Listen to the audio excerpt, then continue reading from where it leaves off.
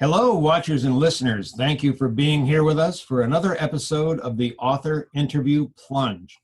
Today's guest is Jamie Mason.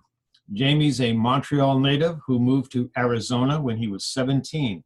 He's worked with the sanctuary movement, worked with refugees and the homeless, been a think tank analyst, musician, and private investigator.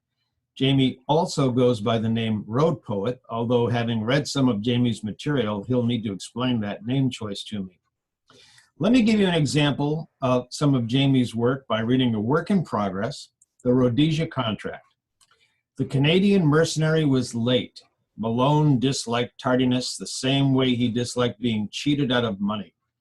As he sat smoking in the half-empty pub, he remained convinced that if he kept his expectations modest, he shouldn't be disappointed. It was the philosophy by which he had lived his life, but so far he had been disappointed plenty, and here he was again. Show up on time, pay what you owe. He sipped his coffee. What's unreasonable about that? So, folks out there listening and watching, two short paragraphs, and you have everything you need to know where the story is going, what it's about. Excellent. Jamie's works include the North Atlantic Protocol, Certain Fury, Gavin's War, and the Book of Ashes. And you'll find links to all of Jamie's social networks and his books underneath this interview. Please, everyone, please welcome Jamie Mason. Hello, Jamie. Okay, Jamie, I'm going to go right into the questions. Are you ready? Yes, I am. Very good.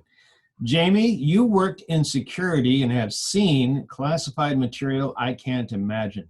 What is your genre and how close is it to your own real-life experiences?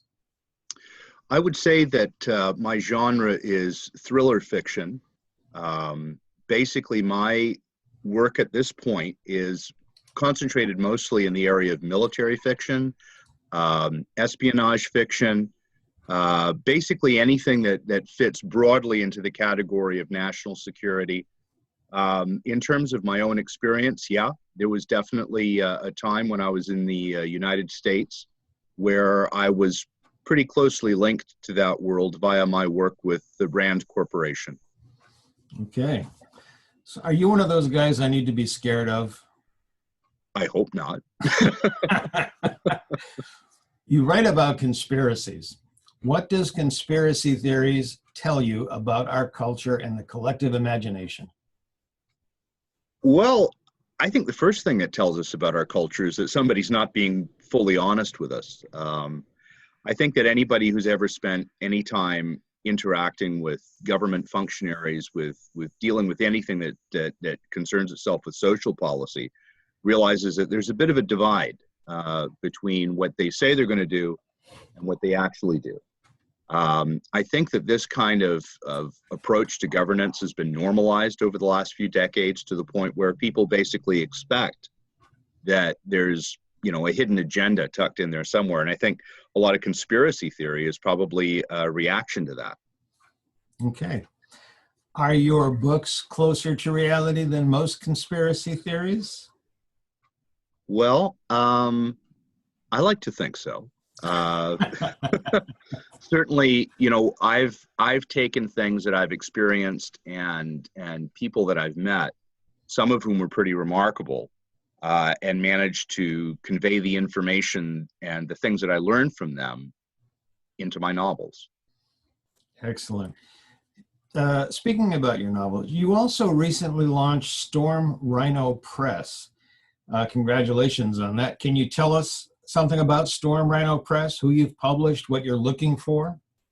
Yeah, Storm Rhino Press is a publisher of what I call men's adventure fiction. That was actually a publishing category back in the 70s and 80s.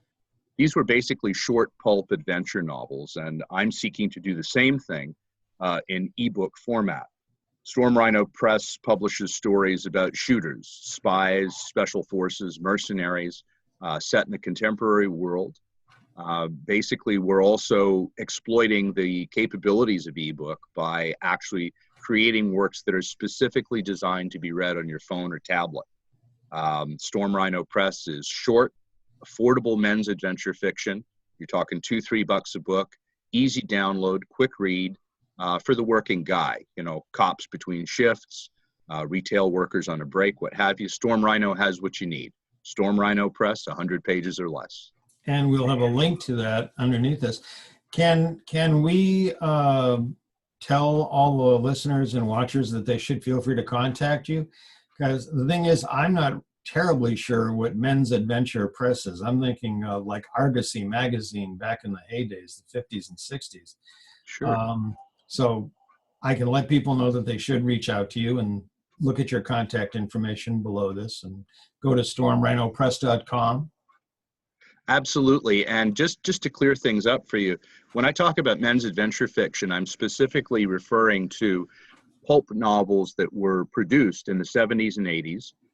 These were series of adventures by books like Ace and publishers like Ace and Pinnacle, The Executioner, Matt Helm, The Enforcer, series of books like that. Excellent. Thank you for clarifying that. Yeah. What is your biggest pet, now that you've become a publisher and there are people lining up and you're traveling all over the globe signing these deals, what is your biggest pet peeve in becoming a publisher? Lack of money. Basically. Very good. Yeah, I mean, the truth of the matter is that publishing it's a risky business. I mean, any business has its risks. Publishing, though, seems to be particularly distinguished in this regard because often publishers run at a loss. What I'm doing is attempting to bring some of the modern business practices and modern organizational practices that I learned when I was, involved in corporate management into the publishing world. Storm Rhino, we're a virtual corporation. I'm on Vancouver Island. My chief editor's in New York City. My cover artist is in the Philippines. We run lean and mean, and probably our organizational structure owes more to a special forces team or a psychiatric crash team than it does to traditional publishing. I'm feeling comfortable. I'm feeling warm and fuzzy.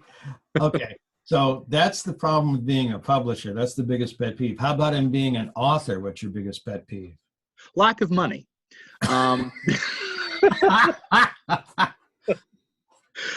Basically, as a writer, I'm actually quite surprised with some of the success that I've achieved. Before opening Storm Rhino, I published in independent press, a couple different publishers, Permuted Press, Drollery Press. I was involved in a paying gig for Kindle Press, and really, I what I wanted to do was I wanted to transport that experience into Storm Rhino. So a certain amount of my readership has come with me, and I've found new readers along the way. But you're not going to get rich being a writer, and certainly that was not ever my intention in starting. I do have a readership. I do have a certain following, but I think that culture is set up basically to rip off artists, and you produce original work. And the people who end up really getting the financial rewards tend to be those who promote your work, who ride along on the coattails of the work without actually doing the work. This seems, in my view, to be a fairly common problem in society in general, and I see it as an author. Okay. You've had a variety of occupations. It's incredible to me. However, it's also not unusual for an author who really can put realism into their stories to have a rich background. So what of all that you've done is your biggest accomplishment to date? Honestly, my biggest accomplishment doesn't really have anything to do with writing. I view that my biggest accomplishment is I remain committed to trying to be a morally responsible, good person. And that is a struggle. Having said that, to get into the substance of your question, I think it plays to the substance of your question in that whatever we do in our lives, whatever accomplishments we have, are an outgrowth of the person that we've developed ourselves to be. So I think that in terms of writing or any of my professional activities in other fields, I hope that they bear the stamp of a person who's morally aware, morally awake, and trying to contribute in a positive fashion, not only for himself, but for others as well. Very good. What did you find most useful in learning to write? And what was the least useful or most destructive thing you learned when you were learning to write? The process of learning to write for me has taken place over decades. And there's been a lot of stages in that journey. I would say by far the most useful thing was learning how to type. I know that may sound like I'm being facetious, but I'm quite serious. I think that the ability to really use that machine, whether it's a typewriter, and by the way, I still have a manual typewriter, just in case. Learning how to put words into a printed format and to do it quickly and effortlessly, that's obviously been probably the most useful thing I've learned. The least useful thing I've learned, I think there's a tendency, Ralph Waldo Emerson wrote about this. There was a tendency, even back then, for artists to seek oblivion. And as a person who, did his fair share of experimenting with substances, with alcohol, what have you, being conscious enough to walk away from involvement in that stuff, I don't drink, is probably the best choice I ever made. It's, starting to drink was a bad idea, but, I thought that's what writers do. It's not what writers who last do. Mm-hmm. Yeah. Okay. Along those lines, one of my favorite sayings is, if you can remember the 60s, you weren't really there. Yeah, exactly. Yeah. Who are your top writing influences? What are your favorite books, your favorite authors? Who's helped shape your writing? Probably the most influential writer would be Trevanian, who a lot of people don't remember, but he wrote a book called The Eiger Sanction in the 1970s. It was the rights were purchased by Malpaso, and Clint Eastwood made a semi-decent movie about it. Trevanian wasn't happy with it, although he helped write the screenplay under his real name, which was Rod Whitaker. Trevanian wrote a series of superb novels in the 1970s, and probably his best work is a book from 1979 called Shibumi, which deals with basically the corporate takeover of the U.S. government. I mean, science fiction, right? So I would say Trevanian is probably my number one influence. Other influences include people like, obviously Ernest Hemingway had a huge influence on me, and I didn't discover Hemingway really until after college. And the neat thing about his work is that the stuff that I read in my early 20s, I just actually sat down to recently reread The Sun Also Rises, and I come to it as a 51-year-old man differently from the way I came to it as a 21-year-old, and it still speaks to me. Other writers would include people like Margaret Atwood has been a huge influence. In fact, I've met Margaret. She's a lovely lady. Norman Mailer was a huge influence. Naomi Shihab Nye, the Palestinian-American poet, she lives in Texas, big influence. Other influences, Led Zeppelin, Pink Floyd, The Doors. I think it's wrong to neglect or overlook the influence that rock lyrics had on my development. That had a very powerful influence in how I write. Compression of ideas, compression of words, all played a part. Yeah, I totally agree with you about the music. I often have said to people, you really want to learn how to use language, read lyrics to popular music. They put so much meaning in so few words. So right with you there. When did you start writing? What motivated you to sit down and say, I got to do this book? Well, in terms of writing in general, I think the thing that really motivated me to start was a fascination with my mother's typewriter. I was like 6 when my mother was an undergraduate at McGill University, and she was, typing her papers and all this. And she suddenly went from being very available to not being so available and spending all this time hunched over this weird machine that she plugged into the wall. I thought, well, you know what? I might as well get to know this machine too. Mom thinks it's awesome. And I discovered something in playing with the typewriter, which was that I could create shapes and images on a page that looked an awful lot like the words in the books that I loved reading even as a kid. So it was mimetic in nature. I wanted to do stuff that looked like the stuff on the page. And I started out thinking about appearance, and the interest in the substance came later. Okay. You have written the North Atlantic Protocol, Certain Fury, Gavin's War, the Book of Ashes. You're currently working on the Rhodesian Contract. What's the favorite part of your books? I really enjoy getting inside the lives of the characters. It's very easy to describe a gunfight, really. A lot of writers do that kind of thing. What's not easy to do is to get inside of the person holding the gun and asking the question, why are they pulling the trigger? I love to inhabit my characters, give them an inner life, and share that inner life with the reader, so that the reader can become more motivated to become part of the story.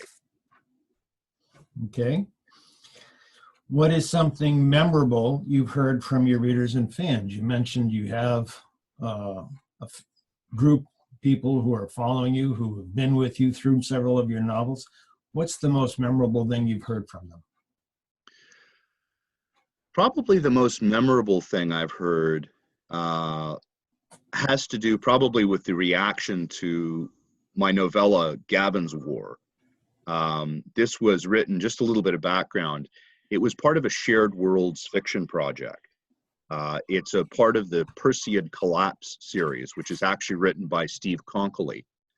But he invited other writers to come in and help populate this post-apocalyptic world that he created. I contacted Steve and I said, listen, you have some great authors working for you, but nobody's giving you the post-apocalyptic vision from Canada. And Steve jumped in and said, that sounds great, do it. So I ended up writing Gavin's War, and Gavin's War ended up sort of being the pivot for me from science fiction and post-apocalyptic fiction into thriller fiction, because it's basically a straight-ahead thriller.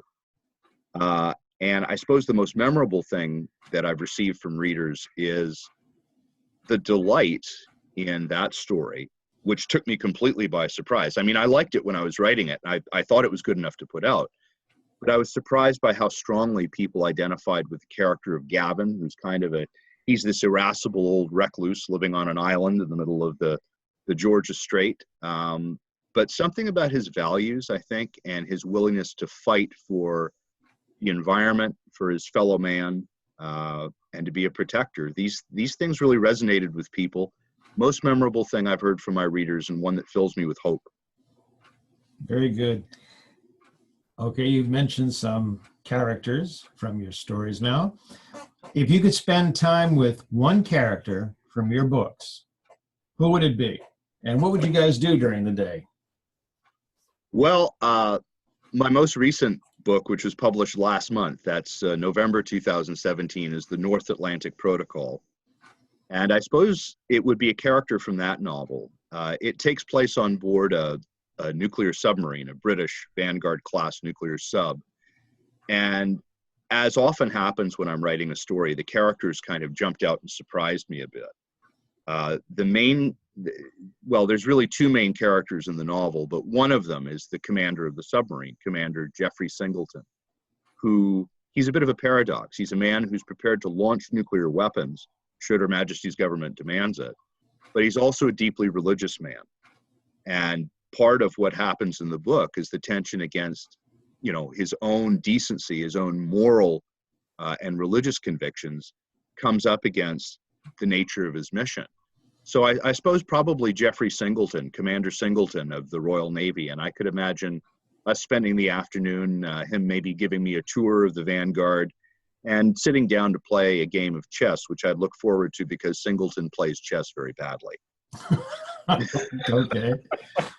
So Singleton is the person you want to spend the day with. What character in your books are you least likely to get along with? Probably the Warlock. The Warlock is a character who appears, he's the other main character in the North Atlantic Protocol. And he's also a bit character in the book that precedes the North Atlantic Protocol, which is Certain Fury. They're not technically part of the same series, but a character appears in both, and that is the character of the Warlock, who is he's this shadowy British civil servant who's sort of remotely connected to the security services, but he has deep connections to the highest levels of the British government. And essentially, all the Warlock is concerned with is getting the job done. Morality is irrelevant to this guy. So is politics. His goal is power, and he's very charming and very British, but exceptionally ruthless. And as much as we've held up characters like James Bond, for example, who is very ruthless, people who are like this, and I got to meet some, people who were in the CIA and special forces, they're not like you and me. They operate according to a very, very different moral code. And it's not a moral code that I feel comfortable dealing with. So I prefer to avoid people like that and would probably not like spending time with a Warlock. Okay. So now I have to ask, Singleton and the Warlock are sitting down playing chess. Yeah. And it just so happens in conversation that they both realize they've known you. So Okay. What are they saying to each other about you? Well, okay, I'll answer that question, and I'll get a little bit creative, because they both do know me. I am God in their world. I'm the person who created them, right? Okay. So taken from that perspective, I think that Singleton's reaction would be that, the ways of God are mysterious and not always for us to understand, but, we have to obey God's will and, be cheerful and compassionate. And I think the Warlock's reaction to that would be, well, God doesn't exist. The Warlock is self-made, even though he's your creation. Absolutely. I can't control him. Okay. Oh, that's kind of scary. Your current project, the Rhodesian contract, can you tell us a little bit about that? What can we expect? No spoilers. No spoilers. Okay. The Rhodesia contract is, it's actually something of a historical novel. It's set in 1997, and it concerns a character named Malone, who is an ex-IRA gunman. In 1997, of course, the peace accords were signed in Northern Ireland. The Good Friday Accords were signed. And at the same time, in Zimbabwe, you had the process of land reform going on under the Mugabe government, which at that time was still a fairly new thing. The story of the Rhodesia contract is that Malone, having nothing to do and having no available work in Ireland at that time, takes on a job as basically armed security for a white tobacco farmer in Zimbabwe, a man named Sullivan, who has a sign at the gate of his ranch that says, "Welcome to Rhodesia." Basically, Malone is there to protect the assets of Sullivan, who's playing a very nasty game by bringing in workers from other countries to displace, local black people. And Malone kind of finds himself in this position. He's never met a black man before. He spent his whole life in Ireland. He's seen them on the street, but he's never talked to one. Finds himself that as he gets to know the Zimbabwean people, and as he gets to know the people who are not the beneficiaries of Sullivan's wealth, he finds that he really likes them and has a lot in common with them, and he begins to sympathize with them. So basically, the Rhodesia contract is all about an IRA gunman who has to make the choice. Okay. In the course of this conversation, you've talked about IRA gunmen. You've talked about special forces, CIA operatives. You mentioned that you worked for RAND. So I'm going to ask you a question, and I'm going to hope it's okay. Where does the inspiration for these characters and plots come from? Please tell me. You mentioned you met some of these people. Yep. So where do you come up with these characters? Is this like a melange of all these people you've known? Or are these individuals you remember? First of all, to talk about the individuals themselves, the characters themselves, I try to create a character that is unique and distinctive and is not derivative of the people that I know personally. Now, sometimes that is the case. There are some characters I've written who are pretty direct derivations with names changed to protect the innocent. Having said that, a lot of what I write when I talk about security issues, intelligence, and all that kind of stuff is current events filtered through my understanding that I gained through dealing with these people. I have never written directly about any member of the national security or military communities that I've met, although my dedication in certain fury is to one of those individuals. And I'll just say that if you want to see who it is, then you're going to have to buy the book. Very good. What advice would you give other writers? Don't stop. Ooh, I like that. That's good. Very good. Okay, we're gonna switch a little bit back now. You're involved in environmental protection, First Nations rights, and Canadian veterans of the Vietnam War. What caused you to get involved in these issues? And do these causes play any roles, or do they appear in your books? Sure. I think that in terms of working, say, with the sanctuary movement, which kind of happened by mistake, I was living in Tucson at the time, and this was during the 1980s and the wars in Central America. We had a refugee problem, and they needed help. I became involved through friends, and that involvement, I think, was part of my emerging moral sense that, you know, for all of our perceived success in the world, and when I say we, I mean the Western democracies, for all of our perceived success in the world, we don't really seem all that concerned with making life better for the average person. Now, the average person in our civilization, sure, we're doing okay. But you take a look at what was done in Central America in the 1980s by the United States, it was totally unconscionable. It was just absolutely disgusting. I think that the same can be said of our own colonial efforts here in North America. We look at what was done to the Native Americans. We call them First Nations in Canada. This strikes me as a long-standing and unacceptable historical crime, and that needs to be dealt with. In terms of how I incorporate it into my fiction, I tend to avoid messaging. I tend to avoid being preachy, but I will often insert characters in the stories who have an outlook that can articulate my point of view about those things. And I always do make it a habit. And it's funny now that we're talking about representation and political correctness and inclusion in literature. Even when I started out in my 20s trying to write stories, I always made an effort to put at least one character in there who was non-white, who was not male, who could give a different point of view. I don't know how successfully I write non-white characters or female characters, but the point is to try and include them. Very good. Okay, Jamie, we have one more question, and I want to thank you for your time. This has been a great conversation. My pleasure. Here's the question. What question do you wish that someone would ask you about yourself or your books, but nobody has?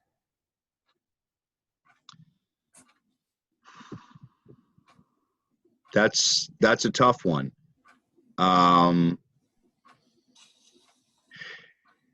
Do you recall that Star Trek episode, the one where Kirk and Spock jump through this time portal into the 1930s? Mm-hmm. and Captain Kirk ends up having this romance with this girl in the 30s. Yep. That was written by Harlan Ellison. And there's a moment in that show where the character Edith Keeler says to James Kirk, "Can I help?" And Kirk's response is, "A poet on a star millions of light years from here will say sometime in the future that that's the most important question you can ask anybody." That's a question I wouldn't mind hearing. Very good. Well, Jamie, thank you for your time today. I hope that we have helped you in some way, and please let us know if there's something we can do in the future to help. Everyone, once again, Jamie is the author of The North Atlantic Protocol, Certain Fury, Gavin's War, The Book of Ashes, his current work in progress. When can we expect to see this, by the way, the Rhodesian contract? The Rhodesia contract will be available in spring of 2018. Okay, so that's not that far away, really. Nope. Very good. Excellent. Thank you so much. Have a good day, sir. Thank you. You too. Thank you. Bye-bye.